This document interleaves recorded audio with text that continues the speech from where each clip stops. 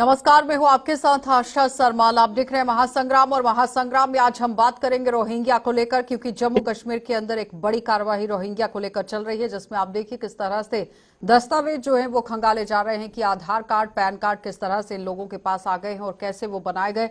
इसी पर अब पूरी तरह आप देखिए जम्मू कश्मीर के अंदर घमासान जो है वो मच गया है। इसी पर चर्चा करेंगे। इस वक्त हमारे साथ कांग्रेस पार्टी से हैं जगदीप सिंह जी, आपका बहुत बहुत स्वागत जुड़ने के लिए। हमारे साथ रिटायर्ड पुलिस डिपार्टमेंट से हैं डीआईजी हैं AK अत्री जी, आपका बहुत बहुत स्वागत जुड़ने के लिए।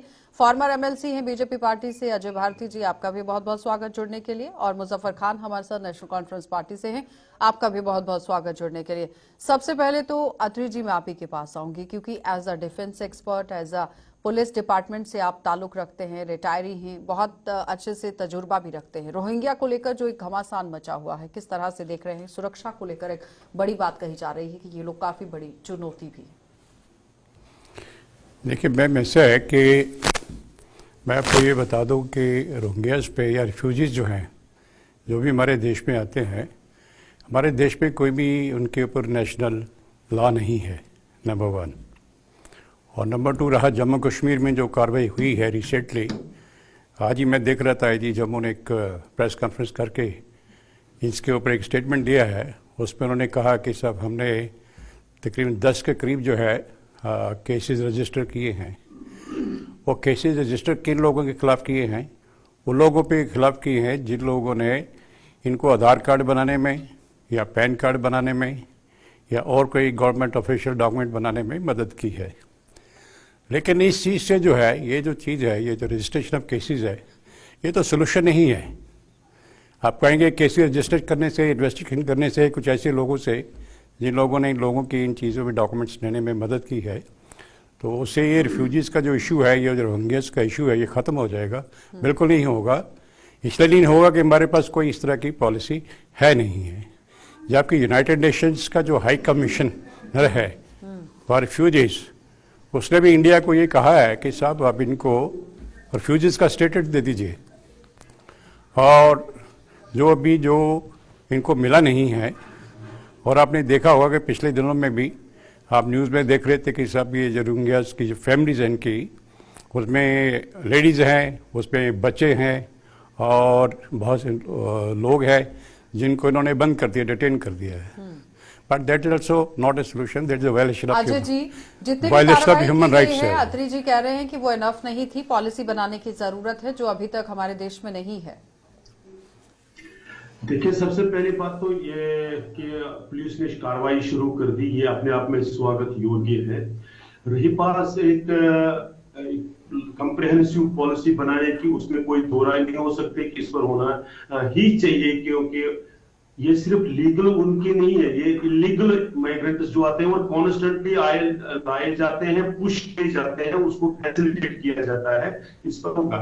लेकिन पिछले कुछ वर्षों में आपने देखा होगा कि पहले तो इसको अंडर कारपेट पुश किया जा रहा था, अब कम से कम इसकी अवेयरनेस करके इस पर एक्शन लेने की बात हो रही है। तो इसको अप्रिशिएट करना चाहिए, और आने वाले दिनों में इसमें जो कमियां हैं उसको दूर करते हुए कोई भी ऐसा व्यक्ति जो गैर कानूनी तरीके से भारत में घुसा है, जिसको यहाँ नहीं रहना चाहिए, उसको बाहर वापस अपने देश में भेजने की अशद जरूरत है। क्योंकि हमने देखा हुआ है बहुत सी जगहों पर, तो हम रिसेंटली देख रहे हैं कि इवन जो लीगल तरीके से भी आते हैं वो भी किस तरह का रकस क्रिएट करते हैं। ये तो इलीगल है, इनकी तो कोई जवाबदेही नहीं है। और इसमें जो स्पोर्ट्स स्ट्रक्चर है, जिस तरह से टेरर का स्पोर्ट्स स्ट्रक्चर, उसको डिमोलिश किया गया। इसलिए ऐसे भी जो ये ह्यूमन ट्रैफिकिंग करते हैं, क्योंकि इनका नार्को ट्रैफिकिंग में, इनका बाकी सारे इनका क्राइम्स में बड़ा रोल रहता है, तो इसलिए जो स्पोर्ट इनको करते हैं उन पर भी कार्रवाई करने की जरूरत है। और मुझे लगता है कि एडमिनिस्ट्रेशन आने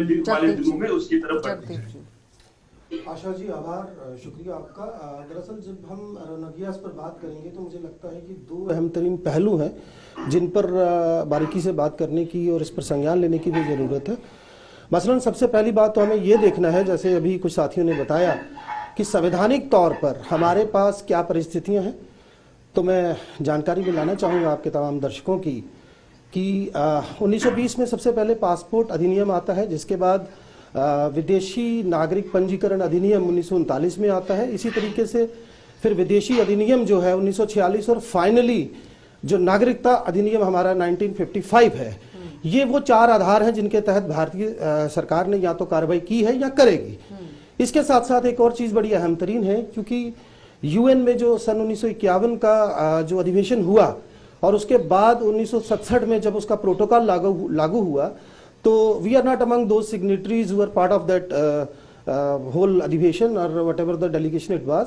तो फाइनली पॉइंट इज इट कि लीगल पॉइंट ऑफ व्यू से आज भारत की स्थिति ऐसी है कि ये हम पर है, हमारी फिलंथ्रॉपिक स्टांस पर है कि हम इसे कैसे देखते हैं। बट दूसरे एंड पे, जैसे अभी भाजपा के हमारे भारतीय जनता पार्टी के साथी बात कर रहे थे, बिल्कुल सही है, एक तरह से अगर वो एक एंड से हम देखें तो सही भी है, लेकिन दूसरी तरफ हमें ये भी देखना है कि वासुदेवाय कुटुंबकम की जब हम बात करते हैं, जब हम ये बात करते हैं कि हमारा जो मुल्क है ये एक बड़ी शालीनता के साथ, अगर पिछला इतिहास भी हम खंगाल के देख लें, और जब हम मुक्ति वाहिनी वाला जो एपिसोड हुआ, जब पाकिस्तानी फौज ने सरेंडर किया तो दुश्मन को भी हमने खाना खिलाया। तो पॉइंट ये है कि यहाँ पर 2 चीज़ों को अहम तरीन तरीके से देखना पड़ेगा कि जो लोग क्राइम से वाबस्ता हैं उनके खिलाफ कड़ी से कड़ी कार्रवाई की जाए। इसके अलावा जिस तरीके का क्राइम, खासतौर से चाइल्ड अब्यूज की आप बात करें, रेप्स की बात करें, ये रिफ्यूजीज जो हैं, जब 1970 में 2 मिनट और लूंगा आपके, 1970 से इसकी शुरुआत जब हुई तो तदोपरांत आप देखिए रखाइन प्रांत से जब ये निकले वहां से, तो कितनी ज्यादा एट्रोसिटीज हुई हैं, कितना ज्यादा नरसंहार हुआ है, इन लोगों ने बहुत दुख देखा है। तो ऐसा तो नहीं, आज हमारी भी आर्थिक स्थितियां ऐसी नहीं है कि हम किसी दूसरे देश के लोगों को उठा लें, लेकिन ये जरूर है कि कम से कम जो बेसिक एमिनिटीज की बात आती है वो हम देख लें। बड़ा क्या कहें इस पर, ये तो एक आयरनी है कि वो जो लोग 1970 में, अगर फिर बांग्लादेश में वासुदेव कुटुंबकम कहा गया था, जब बांग्लादेशी रिफ्यूजीज के कारण हमको एक देश के 2 टुकड़े करने पड़े। आपको वासुदेव कुटुंबकम करना, पहले अपने घर को तो संभालिए, ऐसा नहीं कि आपके अपना ही घर उजड़ जाए तो दुनिया में खैरात बांटते रहे।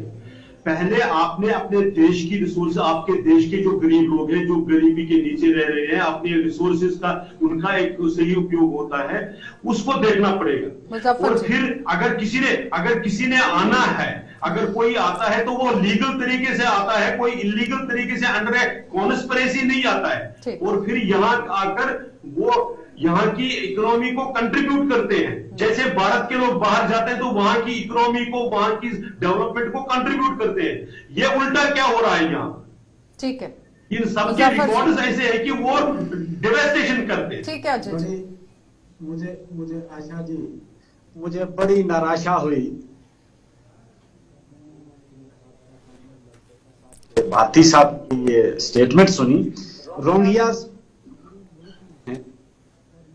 में जो बर्रे सगीर है, जिसमें हिंदुस्तान, पाकिस्तान, बांग्लादेश, इन में ये लोग जाकर इन्होंने पनाह ली है, और जम्मू में भी उसी तरह जितने भी लोग आए हैं या दिल्ली में आए हैं, तो ये यूएन ऑर्गेनाइजेशन के साथ रजिस्टर्ड हैं। रहा सवाल इन्होंने कोई अपराध किया, पहली बात तो ये है कि जितने भी रोहिंग्यास हैं वो हमारी जबान तक भी नहीं समझते हैं। मेरे पास 1-2 केस इस किस्म का आया जिनको इन्होंने पीएसए लगाया या वहां बंद किया है, तो मैंने जब उनके कागज देखे वो मुझे कम्युनिकेट नहीं कर पाए कि वो कहना क्या चाहते हैं। उसमें मुझे नहीं लगता है कि मैंने पिछले कई सालों से, मैं भी जम्मू में हूं, कि रोहिंग्यास कोई किसी ऑर्गेनाइज क्राइम में इन्वॉल्व है। उसको तो पेट के लाले पड़े हैं, बच्चे पालने हैं, एक रोहिंग्यास के साथ 4-4, 5-5 बच्चे हैं बेचारे के। और बड़ी ज्यादती ये की है कि बच्चे यहां हैं और मां बाप जो हैं वो बंद है सेंटर में, या तो बच्चों को भी वहां ले जाओ। और इनका तरीका ये, अगर आपने पुशबैक करना है, रिपेट्रिएट करना है, take up this issue with the United Nation, जिन्होंने यहां उनको कार्ड दिया है, यूनाइटेड नेशन के कार्ड से उनके पास। अब सिर्फ इस पर सियासत सिर्फ जम्मू में ही हो रही है, बाकी मैंने कहीं भी रोहिंग्यास की प्रॉब्लम, रोहिंग्यास पूरे मुल्क में है, सिर्फ जम्मू में इसलिए हो रही है कि वो एक पर्टिकुलर कम्युनिटी से ताल्लुक रखते हैं। अरे भाई, वो ह्यूमन राइट प्रॉब्लम है, अजय जी इस पर जवाब दीजिए कि इंसानी प्रॉब्लम है, एक समुदाय से ताल्लुक रखते हैं, इसकी वजह से कार्रवाई हो रही है। मुजफ्फर जी सुन लीजिए जवाब। उनके साथ जुल्म हुआ, ज्यादती हुई, उनको इंसान ट्रीट करो। उसने इसको बनाना ही है हिंदू मुस्लिम। अगर वे सच में तो बांग्लादेश के लोग उनको क्यों नहीं रखते? अगर मानो वही उम्मा की बात और मुस्लिम की बात ये कर रहे हैं, नाम नहीं ले रहे हैं, लेकिन एक पर्टिकुलर तो वो कम्युनिटी तो बांग्लादेश में सरकार में है, वहां पर हिंदुओं पर अत्याचार हो रहा है, लेकिन इनको भी वो स्वागत नहीं कर रहे हैं। और फिर लगभग तो आपने अलाउ क्यों किया उनको आने के लिए? जो इस्लाम के कंट्रीज उनको मुल्क में आना क्यों अलाउ किया? वो क्यों नहीं मुल्क में आ जाए? बराए मेहरबानी, पॉलिटिक्स दरअसल ये तो आज की स्थिति बनी हुई है। आशा जी, बाकी सब अलाउ नहीं करना। एक करके इस तरह से नहीं चलेगा। अजय जी, मुजफ्फर जी सुन लीजिए। आशा जी शुक्रिया एक मरतबा फिर से। अजय जी ने जिस तरीके से अपनी बात रखी है, मैं फिर से कह दूं, Ajay ji let me complete now, you had explained your point. देखिए, पहली बात इन्होंने फिर से कहा, जब ये बात करते हैं तो हिंदू मुस्लिम की बात तो एक बड़ी संभावित सी बात है, और आपकी जानकारी को सलाम। बांग्लादेश की आपने बात की, आपको बता दूं कि सबसे ज्यादा तादाद जो है रोहिंग्यास की वो बांग्लादेश में ही थी, और एक समय ऐसा आ गया जबकि आर्थिक तौर पर बांग्लादेश कंपेरेटिवली हमसे कहीं नीचे है। मैंने जो अपनी बात रखी, शायद आपने उसे उतने गौर से सुना नहीं, मैं दोबारा से कह दूं, मैंने ये बात बड़े स्पष्ट शब्दों में कही है, और मैं इसको व्यक्तिगत तौर पर जानता हूं। Being an editor we conducted many stories on it few years earlier. अगर हम चले जाएं तो यहाँ नरवाल के पास ऐसी भी स्थिति थी कि कुछ लोग मेरी जानकारी में हैं जिन्होंने वहां पे बड़ी दबंगई शुरू कर दी थी, फिर बाद में झोपड़ियों को आग तक लगाई गई। तो इसके तो मैं पुरजोर ढंग से मुखालफत करते हुए ये कह रहा हूं कि जो भी क्रिमिनल्स हैं या जिस भी तरीके का क्राइम वो करते हैं, they should be booked and they should be treated accordingly. लेकिन एक चीज हमें समझनी पड़ेगी आशा जी, मैं 2 मिनट और लूंगा। जो छोटे बच्चे हैं, नवजात दूध मुंहे बच्चे हैं, उनके सौदे हो रहे हैं, जहां पर अवैध जिस्मानी धंधों की बात है। देखिए, 1 मिनट प्लीज, भारती जी आपने अपनी बात कर ली, मुझे करने दीजिए। मैं सिर्फ इतना कह रहा हूं कि मानवीय संवेदनाओं की जब बात आती है, कोई ये नहीं कह रहा आपको कि आप उनको यहाँ पे, ये आपके हरदीप पुरी जी थे ना जिन्होंने 2017 में बयान दिया था कि हम इनको ईडब्ल्यूएस के नीचे लाकर यहां पर जो है वो फ्लैट्स मुहैया करवाएंगे, जिसके बाद आपके गृह मंत्रालय को उसके ऊपर टिप्पणी करनी पड़ी थी। हम पक्के मकानों की बात नहीं कर रहे, हम सिर्फ इतना कह रहे हैं कि उनको बेसिक जरूरतें देकर सलीके से भेजा जाए, सलीके से भेजा जाए। That's what it is. सबसे पहले ये क्या, इसको ह्यूमैनिटेरियन इशू जब बनाते हैं, करने की कोशिश की जा रही है, तो इसका मतलब इनडायरेक्टली आप उनके डिफेंस में खड़े हो जाते हैं। Not at all. कि जो इलीगली आया है, आप जो आपको कानून गिरा दिया, चारों धाराएं आपको मैंने अनुच्छेद की गिरा दी। करते हैं, और क्या भारती जी, मैंने आपको मुझे तो कह रहे थे आप बीच में चलिए बोलिए, ह्यूमैनिटेरियन गलत ना बोलिए। की सिर्फ इनकी की क्या, जो वेस्ट पाक रिफ्यूजीज थे, क्या उनके ह्यूमैनिटेरियन वैल्यूज नहीं थे? तब तो आप नहीं बोले बीच में, उनके समर्थन में आप खड़े नहीं होते हैं। उनके लिए तो आपका कम्युनल अप्रोच है, कॉन्स्टेंटली कम्युनल अप्रोच है, ये प्रॉब्लम है। अत्रि जी, देखिए भारती साहब, पहली बात तो ये है कि ये रोहिंग्यास जो है, इनकी संख्या आपको मालूम होनी चाहिए कि हमारे भारत में 40,000 के करीब हैं। और ये जो फॉरेनर्स एक्ट का जिक्र हुआ 1946 का, उसके तहत आप you can take action against individuals those who come from across the border. और ये 40 लोगों को क्या आप डिटेन करेंगे? आप जेलों में डालेंगे? क्या करेंगे आप उनके साथ? They are human beings. और यूनाइटेड नेशंस का जो है, जो कह रहे हैं कि यूनाइटेड नेशन का उनके पास कार्ड है, they are registered with the United Nations, human का जो है ह्यूमन राइट्स कमीशन जो है इनका, तो उनका उनके पास कार्ड है। It is a human issue, it is a human issue. इन लोगों के पास बेसिक फैसिलिटीज नहीं है, इनके पास टॉयलेट नहीं है, इनके पास ड्रिंकिंग वाटर नहीं है, इनके पास रहने की जगह नहीं है। बाकी रहा इतने लोग कैसे आ गए इंडिया में, ये किसका काम था इनको रोकना बॉर्डर के ऊपर? और ये आज से नहीं आ गई, 2017 में ज्यादा इनके 7 लाख के 7.5 लाख के करीब ये लोग जो है म्यांमार से निकाले गए थे। जेनोसाइड हुआ था इन लोगों के साथ। ये लोग बांग्लादेश में गए और बांग्लादेश से इन्होंने, ये लोग हिंदुस्तान में आए हैं। हमें, हमारे पास नेशनल, आप सुनिए मेरी बात, आपने कह लिया अपना पॉइंट, हमारे पास नेशनल लॉ रिफ्यूजीज पे होने के लिए बहुत जरूरी है, ये यूनाइटेड नेशंस भी कहता है। और नेहरू जी ने 1949 में कहा था, एक प्रिंसिपल बना था उस पर, उन्होंने कहा था कि ह्यूमन वेलकम दीजिए इनको। और जब ये सिचुएशन नॉर्मल हो जाती है, जब कोई पॉलिसी मैटर बनता है, आप इनको डिपोर्ट करिए। अब आप इनको डिपोर्ट, आप सुनते नहीं है, आप अपनी बात कहना चाहते हैं, आप किसी को सुनते नहीं है। आप सुनिए पहले मैं क्या कह रहा हूँ, इसके ऊपर नेशनल पॉलिसी बनानी पड़ेगी आपको। It is human. Why are you intervening when I am saying something? I didn't intervene when you were speaking. कानून के मैंने इंटरव्यू नहीं किया, आपको एक ही माइंड सेट है, एक मिनट, आप लोगों का एक ही माइंड सेट है आप लोगों का। एक करके जहाँ मुस्लिम माइनॉरिटी देखे आप लोग जो है वो हो आपने जाते ले हैं। लिया सवाल, बता दिया, आप जवाब ले जब मैं लीजिए। कह रहा हूँ आपको कि इसके ऊपर नेशनल लॉ होना बहुत जरूरी है, जवाब ले लीजिए अजय जी। इस पे नेशनल लॉ होना बहुत जरूरी है, इनके पर पॉलिसी मैटर बननी पड़ेगी government of India national law को। की बात कर रहे हैं वो। अत्री जी जवाब दे दीजिए। मैं दे रहा हूँ ये, आप चुप रहिए। मुझे ये बताइए किस कानून के तहत यह लिखा है कि आप इलीगली शादी करके आधार कार्ड गलत बनाएंगे? यह कानून सही है क्या? आप जस्टिफाई करते हैं इस चीज को? मैं बिल्कुल जस्टिफाई नहीं करता। और दूसरा, मैं आपकी रिसोर्सेज आपके अपने नागरिकों के लिए है कि किसी भी के लिए है? तो बाकी देश को आप यूएन के बाकी जो चौधरी बैठे हैं उनको क्यों नहीं कहते कि हमारे लोगों के लिए दरवाजे खोल दे? ऐसा है आपको मालूम, आप नहीं बोलेंगे। आपको तो ये प्रॉब्लम यही है कि हम बहुत सेकुलर और बहुत वासुदेव कुटुंबकम की बात उस ढंग से करते हैं जब हमारे देने की बात होती है, जब हमारे ऊपर उसका असर पड़ता है उस वक्त कमी काट देते हैं। आप मेरी बात का जवाब दीजिए। गलत तरीके से आपने सवाल रख मिस्टर लिया, मिस्टर अब भारती, जवाब दे दीजिए। Mister Bharti, mister Bharti, please listen to me, please listen to me. This debate is not only for you. We are also participating in it. एक मिनट अजय जी, ठीक है, भारती जी Where हो are गया। you? Please listen ठीक to है, others. Bharti ji, Listen to me. Muzaffar ji I've listened to you a lot.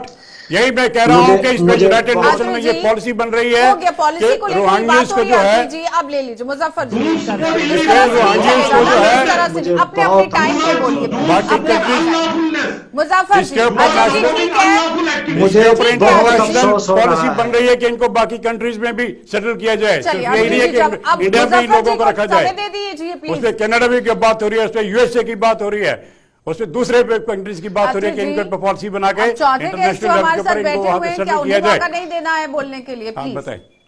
Muzaffar जी।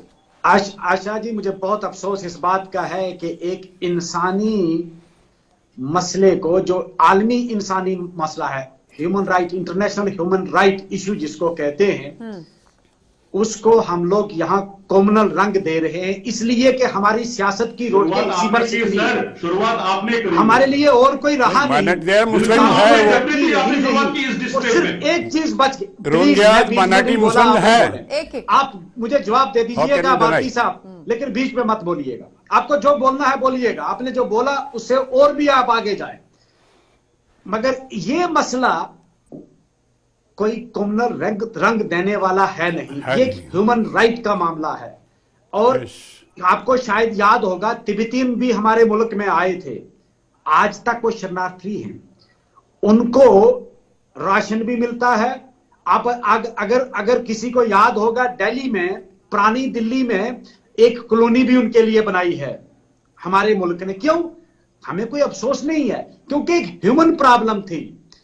अरे भाई, इंसान पहले इंसान है ना, उसके बाद मैं हिंदुस्तानी भी हूं, मैं मुसलमान भी हूं, मैं हिंदू भी हूं, मैं सिख भी हूं, लेकिन बुनियादी तौर पर मैं इंसान हूं। वो वर्ड्सवर्थ की एक मुझे बड़ी पॉइंट याद आती है कभी कभी ना, no man is an island entire of itself. तो लास्ट में वो कहता है कि कोई भी आदमी अगर दुनिया के किसी कोने में, वर्ड्सवर्थ कहता है, अजय जी जवाब एनीबॉडी डाइज मुजफ्फर जी हो गया। अजय जी मैं इंसान दुनिया के किसी कोने में पहले तो इंसान तो ट्रीट कर दो। नहीं बोल, ये ह्यूमैनिटेरियन इशू सिलेक्टिवली बनता है जब रिवर्स में विक्टिम होता है। मैंने बताया आपको, जैसे वेस्ट पाक रिफ्यूजीज थे, जैसे वाल्मीकि थे, क्या वो ह्यूमैनिटेरियन इशू नहीं था? बांग्लादेश और पाकिस्तान में जो माइनॉरिटीज भाई, वाल्मीकि यहीं रह रहे थे भैया, मकान थे उनके, आप एक एक करके सुनेंगे तो आएगा ना समझ में कि किस तरह से रोहिंग्या पर डिबेट हो रही है।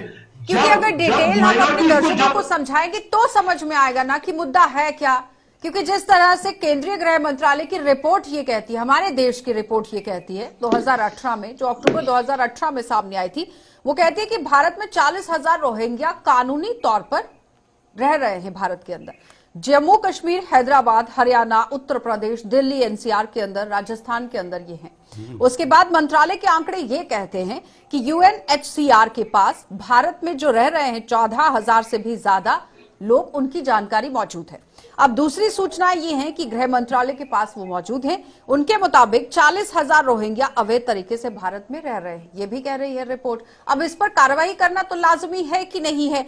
अब अधिनियम, जो कि जगदीप जी आप भी बात कर रहे थे, जिस पर एक्ट को लेकर आप बात कर रहे थे कि अधिनियम 1946 की धारा 3 और 2 उसका क्लॉज है, उसके तहत अवैध विदेशी नागरिकों का पता लगाने और उन्हें वापस भेजने के लिए मिले हुए जो अधिकार हैं उसके आधार पर प्रक्रिया शुरू की जाएगी। किसी भी तरीके से कोई ह्यूमन वायलेशन की बात नहीं हो रही है, कानूनी तरीके से काम होगा। उसके बाद राज्य सरकारों और प्रशासन के पास इसकी पूरी शक्तियां रहती हैं कि वो किस तरह से इसे वापस भेजते हैं इन लोगों को। अब जम्मू में सबसे ज्यादा करीब 10,000 रोहिंग्या मुस्लिम रहते हैं, जो आप भी बात कर रहे हैं। अब 1982 में म्यांमार सरकार ने राष्ट्रीयता कानून बनाया था, जिसमें यहां पर उनकी नागरिकता दर्जा जो है वो खत्म किया गया था, उन्हें देश छोड़ने पर मजबूर किया। और उसके बाद विवाद यहां पर ये बन गया, 100 साल की पुरानी बात उनकी चल रही थी, विवाद बन गया, हमारे देश में आकर रहने शुरू कर दिया। लेकिन उस बीच में अपने घर के लोगों को अगर वो चीजें नहीं मिल पा रही हैं, सुविधाएं नहीं मिल पा रही हैं, तो लोग पहले अपने घर को देखते हैं कि बाहर को देखते हैं, ये सवाल है। आ रही हूं मैं जगदीप जी, मैं पूरा आपसे लूंगी जवाब। लेकिन उस बीच में 2012 में म्यांमार के ही राखिन राज्य में जो सांप्रदायिक दंगे होते हैं उसमें हवा देने के लिए इस तरह से ये सारा हुआ, जो कि अत्री जी ने भी अपनी बात सामने रखी। लेकिन उस बीच में जम्मू कश्मीर के अंदर क्या कुछ है हालात, इस पर सवाल था, क्योंकि पिछले दिनों आपने देखा कि राष्ट्रीय सुरक्षा को लेकर किस तरह से सवाल उठे कि एक बड़ी चुनौती ये लोग हो सकते हैं। और अत्री जी, ये स्पेशल तौर पर आपके लिए, कासिम नगर के अंदर किस तरह से अभी भी वहां पर काम चल रहा है? क्या रोहिंग्या लोग वहां पर नहीं रहते हैं? कोई डेलिबरेटली किसी को नहीं हाईलाइट कर रहा है कि किसी पर चीजें थोपी जा रही हैं, लेकिन कानूनी तौर पर अगर कहीं गलत हो रहा है तो वहां पर फिर कार्यवाही बनती है या नहीं, ये सवाल है। जगदीप जी दीजिए इस पर जवाब, और अत्री जी मैं आपके पास भी आ रही हूँ। बहुत बहुत शुक्रिया आशा जी, एक मरतबा फिर से। जब आप अधिनियम की बात कर रही थी, मैं उसे थोड़ा सा आगे ले जाऊं तो इसी प्रावधान के तहत 3 महीने से लेकर 8 साल तक की सजा का इसमें अलग से वो रखा गया है। और इसमें जैसे आपने बोला, रियासती और मरकजी सरकारों को ये अख्तियार है कि वो कार्रवाई करें। डोमिसाइल बन जाता है जी, जम्मू कश्मीर के अंदर, मैं पैन कार्ड बन देखिए, जाता है, आधार कार्ड बन जाता है। अजय जी मैं आपके पास भी आऊंगी इसको लेकर, जल्दी से खत्म कीजिएगा। बिल्कुल, पर मुझे कम से कम 3 मिनट तो दे दीजिए ताकि मैं बात रखूं। देखिए, इसमें 2 चीजें हैं, मैं फिर से कह दूं, ये सच बात है कि आज अगर हम यहाँ बैठे हैं तो ये हमारी नैतिक जिम्मेदारी बनती है कि हम दर्शकों को एक जो समुचित जानकारी है वो परोसे। सवाल ये था ही नहीं कि रोहिंग्यास के खिलाफ कार्रवाई ना हो, उसके लिए तो मैंने बोला ही नहीं।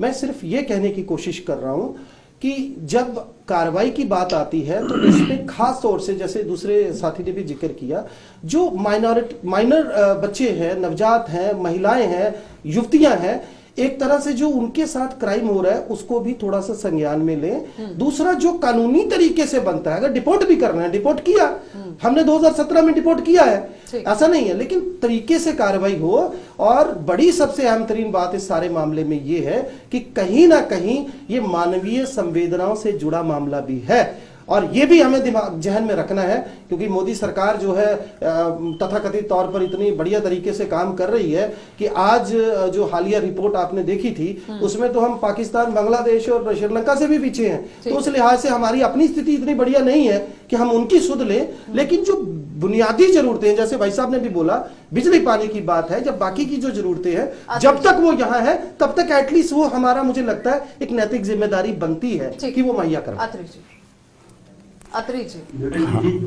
आर्य अजय जी, मैं आपका जवाब लूंगी, इन तीनों से एक सवाल ले लेते हैं। अत्री जी, इसमें मैं भारती साहब आपको ये बताना चाहता हूँ कि जहाँ तक जिन लोगों ने इनके आधार कार्ड बनाए, पैन कार्ड बनाए या कुछ और डॉक्यूमेंट्स बना के दे दिए हैं, उनके खिलाफ कार्रवाई होनी चाहिए, क्योंकि उसकी कोई रिक्वायरमेंट होती है। पैन कार्ड बनाना है, अपने आधार कार्ड बनाना है, उसकी कुछ अदालत में कुछ रिक्वायरमेंट्स होती है। अगर फर्जी डॉक्यूमेंट्स बना के, जो अभी जो पुलिस ने 10 केस रजिस्टर किए हैं, जो आईजी जम्मू बता रहे थे आज प्रेस कॉन्फ्रेंस में, वो मैं उनको देख रहा था, वो उन्होंने 420, 467, 468, 471, ये क्या होता है कि जब कोई डॉक्यूमेंट फोर्ज करके आप कोई चीज़ लेते हो, करते हो, तो उसमें ये सेक्शंस अप्लाई होती है।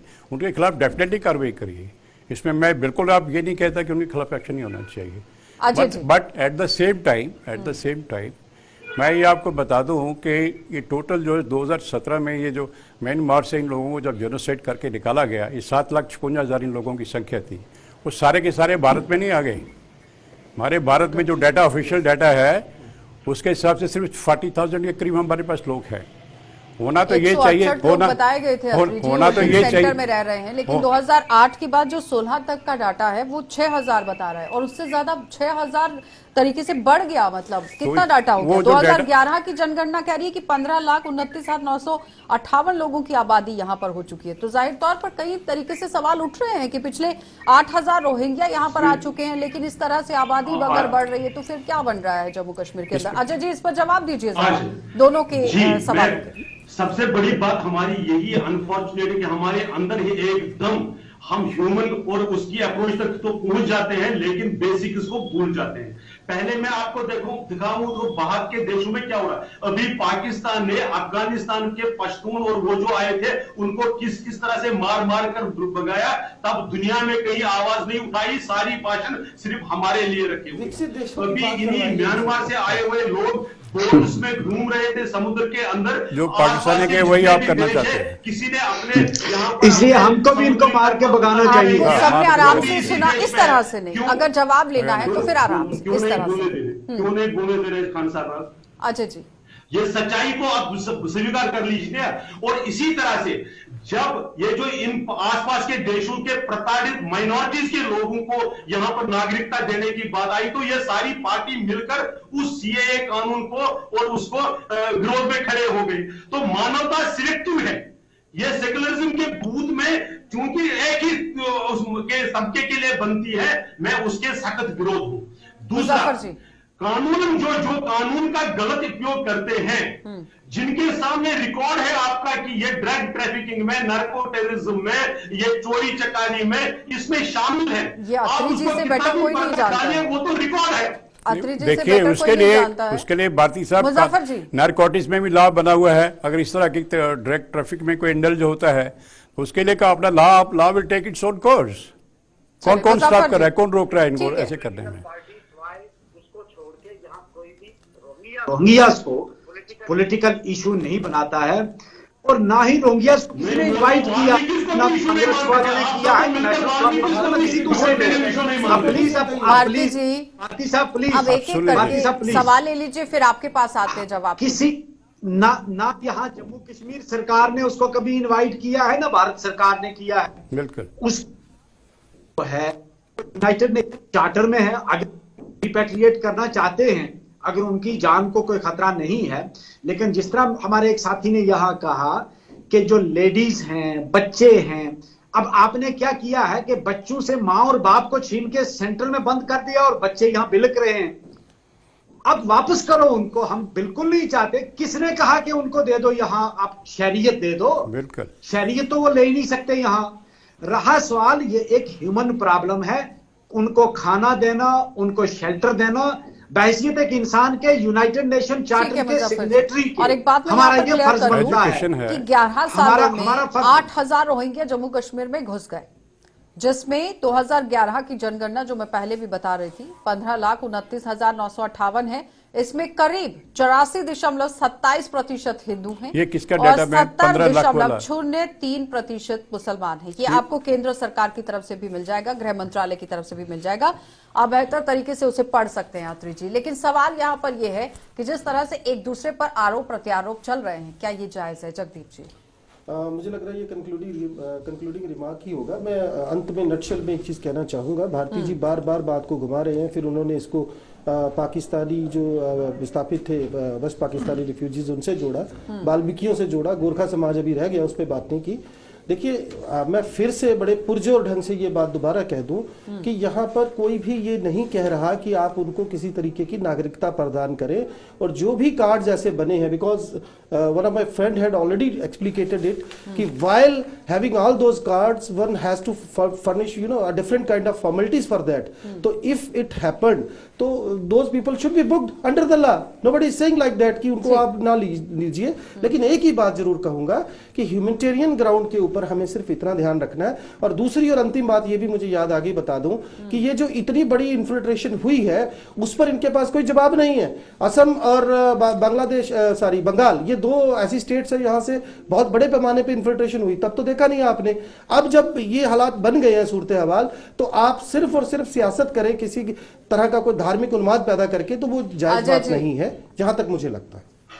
देखिए, मैं कांग्रेस के मित्र के क्या कहूं कि ये इतने साल से क्योंकि वो शासन में थे, यही तो दुख था कि उन्होंने इसको अलाउ ही नहीं करे, उन्होंने सिर्फ उनके आकर वोट बनाए। अभी भी हम बांग्लादेश में, बंगाल में देख रहे हैं कि पॉलिटिकल लीडरशिप जो सो कॉल्ड सेक्युलर अलायंस के लीडर्स है, वो कहते हैं कि हम आकर आपके वोट बना देंगे। तो इसलिए पिछला लेकिन मामला तो गृह मंत्रालय के पास है ना जनाब। Don't blame state government, please promise किया है प्लीज, और हम एंश्योर कर देंगे कि आगे जो अभी तक जो कानून जो है उसको और सख्त करते हुए, जैसे आज पार्लियामेंट में बिल पास हुए, इसी तरह से जो इलीगली यहाँ पर आया हुआ है और जो हमारे लिए प्रॉब्लम क्रिएट कर रहा है, जैसे इकतर में रिफ्यूजीज के आने के कारण, जो बांग्लादेशी रिफ्यूजीज के आने के कारण हमने देश को वार करना पड़ा, वोटर की तरह वैसा ही अगर दोबारा भी करना पड़े, मुझे लगता है नेक्स्ट इलेक्शन इसी पर लड़ा जाए, उनको निकालना। मुजफ्फर जी लास्ट कमेंट कीजिए। आशा जी, मुझे लगता है कि बीजेपी जम्मू कश्मीर में नेक्स्ट इलेक्शन जो है वो इसी मुद्दे पे लड़ेगी कि ये जो हमारे पास बड़े मुद्दे हैं, मुद्दे आपके पास नहीं, हमने लाया है मुद्दे। लास्ट कमेंट कीजिए। मुझे लगता है यही मुद्दा होना चाहिए, बड़ा मुद्दा है। अजय जी, मैं क्लोजिंग के लिए आपके पास आ रही हूँ। अत्री जी लास्ट कमेंट कीजिए। देखिए, इसमें तो हमें ये मानना पड़ेगा कि ये रिफ्यूजीज हैं, बड़ी संख्या में हैं, और जैसे मुजफ्फर शाह साहब ने कहा कि हम नहीं कहते कि आप इनको सिटीजनशिप का राइट्स दे दीजिए, तो लेकिन ये है कि ह्यूमन एंगल से जो है, ह्यूमनिटेरियन जो है, ह्यूमन एंगल, वो हमें देखना पड़ेगा। इन लोगों को एजुकेशन नहीं मिल रही, पानी नहीं मिल रहा, हमारी कंट्री में है, बड़ी संख्या में, जम्मू कश्मीर में 14,000 के करीब है, अब शायद 19-20 हज़ार के करीब ये लोग हो गए हैं। तो इनका जो है गवर्नमेंट ऑफ इंडिया को ह्यूमन एंगल जो है इनका इग्नोर नहीं करना चाहिए।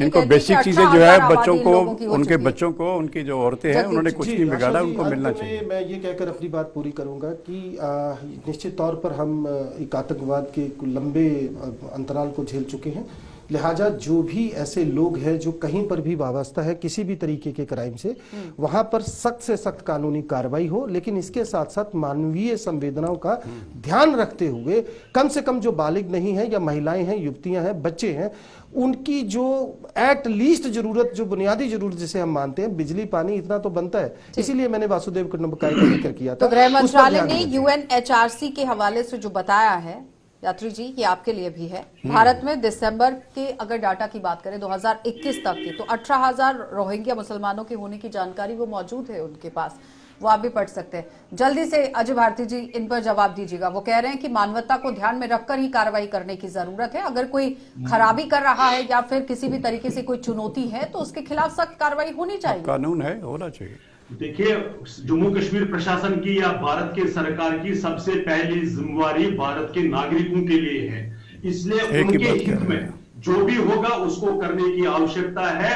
मानवता उनके लिए नहीं है जो कानून तोड़ते हैं, जो कानून को मानते ही नहीं, उनके लिए मानवता नहीं होती है। आशा जी, इनसे पूछिए फिर इतने कार्ड कैसे बने, पूछिए इनसे, ये बैठे सरकार में कैसे बने इतने कार्ड।